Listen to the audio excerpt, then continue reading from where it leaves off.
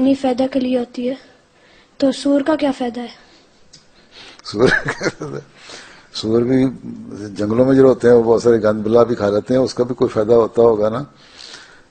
ठीक है, अभी तक मैंने कोई रिसर्च मेरे सामने नहीं ऐसी आई। जब आएगी कि तो पता करके कोई है ना, कोई निकाल के दे दें जी, तो आएगी तो तुम बताएंगे। लेकिन बहरहाल कोई ना कोई फायदा इसका होगा जो पैदा किया अल्लाह ताला ने। ठीक है। जी।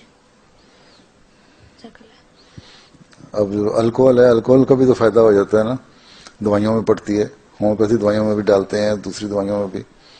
ठीक है, तो इसका कोई ना कोई चीज शायद इस्तेमाल होती हो इसकी भी ऐसी, इसका फायदा होता हो। रिसर्च करनी पड़ेगी इस पे, तुम इस पर रिसर्च करो, तुम तो छोटे हो, कोई और रिसर्च कर सकते हैं इंटरनेट पे।